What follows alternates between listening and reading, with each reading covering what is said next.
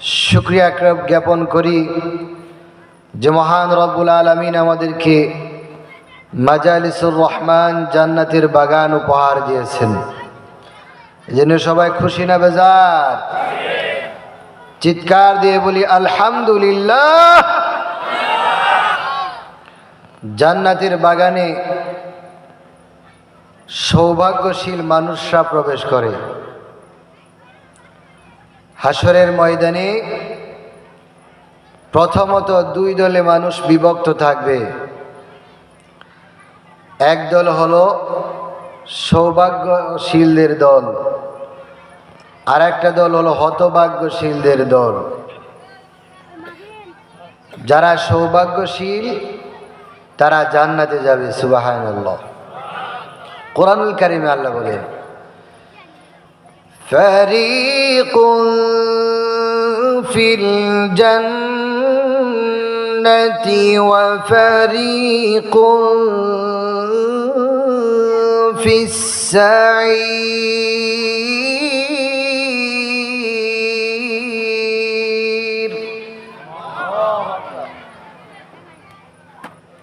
ফারিকুন feel জান্নাতি ওয়া ফারিকুন ফিস সাঈর।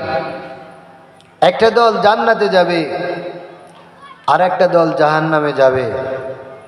ফাআম্মাল্লাযীনা সুঈদু ফাফিল জান্নাহ ওয়া আম্মাল্লাযীনা শাকু ফাফিন নার। যারা সৌভাগ্যশীল তাদের জন্য জান্নাত, আর যারা হতভাগ্য তারা কোথায় যাবে বলেন? হ্যাঁ, একটু আওয়াজ করে বললেন, বেয়াদবি নিয়েন না। তো জান্নাতের বাগানে কারা ঢুকে বলছিলাম? যারা সৌভাগ্যশীল, ঠিক না? তো এটা কি জান্নাতের বাগান না? এলাকার সবাই কি বাগানে ঢুকতে পারছে? সবাই ঢুকতে পারে নাই? দল দুইটা হয়েছে নি? জান্নাতের বাগানে কারা ঢুকে বলেন? সৌভাগ্যশীল যারা তারা। সুতরাং বাহিরে যারা আছে তারা সৌভাগ্যশীল নাকি ভিতরে যারা তারা সৌভাগ্যশীল বলেন? হ্যাঁ, কোরআনের আওয়াজ যেখানে, কোরআনের আলোচনা হইতেছে, তেলাওয়াত হইতেছে, মুসলমান যারা তাদের দিল অবশ্যই কাঁপবে। যারা মুমিন তাদের দিলে কম্পন সৃষ্টি হয়,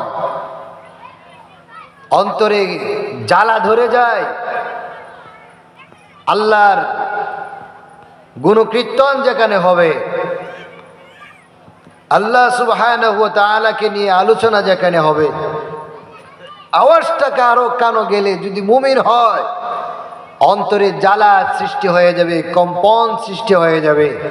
ঘরে, বাজারে, চায়ের দোকানে, ক্যারাম বোর্ডের দোকানে কেউ আড্ডা মারতে পারবে না যদি সে মুমিন হয়। এবং যেখানে কোরআনুল কারীমের তেলাওয়াত হয়, কোরআনের তেলাওয়াত মুমিনের অন্তর কাঁপিয়ে দেন এবং তাদের ঈমান বাড়ায়া দেন। সুবহানাল্লাহ।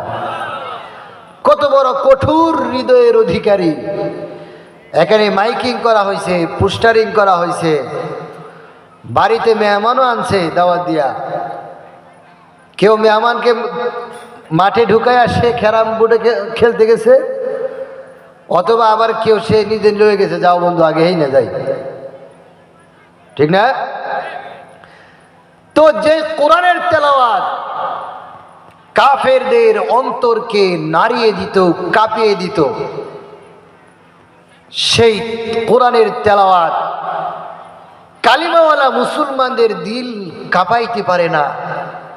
এটা কি আশ্চর্যের বিষয় না? নবী আলাইহিস সালাতু ওয়াস সালামের যুগে যারা বড় বড় লিডার ছিলেন, সেই বড় বড় লিডারগুলো সারাদিন কোরআনুল কারীমের বিরোধিতা করত।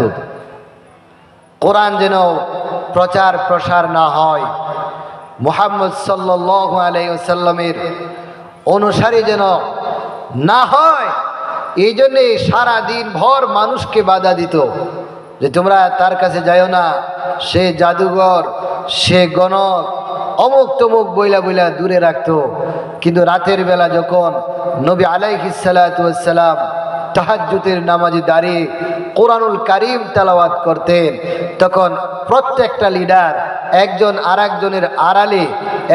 আরেকজনের আড়াল হইয়া হইয়া তারা তাহাজ্জুদের নামাজে, যে সময় আপনাকে আমাকে পিড়ায়াও ঘুম থেকে উঠানো যায় না, ওই সময় বড় বড় লিডার যারা তারা বিশ্ব নবী সাল্লাল্লাহু আলাইহি ওয়াসাল্লামের জবান থেকে তেলাওয়াত শুনতেন। সুবহানাল্লাহ বলবেন না? কাফেরদের দিল কাঁপায়া দিত, তাদের দিলগুলোকে, অন্তরগুলোকে কোরআনুল কারীম এমন টানা টানতো, রাতের অন্ধকারে শেষ রজনীতে, গভীর রজনীতে ঘুমায়া থাকতে পারতো না। কোরআনুল কারীম তাদেরকে মসজিদে নববীর কাছে নিয়ে আসতো। সুবহানাল্লাহ। তো কাফেরদের দিল নাড়ায়, মুমিনের দিল কাঁপে না। ভেজাল আছে না নাই? আল্লাহ তাআলা আমাদেরকে সৌভাগ্যশীল করছেন, জান্নাতের বাগানে বসার মতো, আসার মতো মন মানসিকতা তৈয়ার করে দিছেন, পরিবেশ তৈয়ার করে দিছেন। এজন্য আবারও বলি আলহামদুলিল্লাহ। আলহামদুলিমান কদ্দার খায়রান ওয়া খাবালা, আলহামদুলিমান কদ্দার খায়রান ওয়া খাবালা, والشكر لمن سور حسنا وجمالا، والشكر لمن سور حسنا وجمالا، لا ضد ولا ند ولا حد لمولاك، لا ضد ولا ند ولا حد لمولاك، الآن كما كان ولم يلق جوالا، لا قبل ولا بعد ولا وقت زمانا، لا قبل ولا بعد ولا وقت زمانا، لا مانع ولا حاجب لله تعالى، لا تشرك بالله ولا رب سواه، لا والد ولا ولد ولا أم لا خلا، لا والد ولا ولد ولا أم لا خلا। সবাই বলি আলহামদুলিল্লাহ। সম্মানিত উপস্থিতি, মহান আল্লাহ সুবহানাহু ওয়া তাআলা আপনাকে আমাকে পৃথিবীর বড় বড় নিয়ামতগুলো খুঁজে খুঁজে দয়া মায়া অনুগ্রহ করে, দয়া মায়া রহমত করুণা এবং সাকিনার চাদরে আবৃত করে আমাদেরকে দান করেছেন। বলেন আলহামদুলিল্লাহ। তন্মধ্যে সর্বপ্রথম আল্লাহ সুবহানাহু ওয়া তাআলা আপনাকে আমাকে কালিমার মতো মহামূল্যবান সম্পদ দান করেছেন। কালিমা এটা মহামূল্যবান সম্পদ, যে কালিমার মতো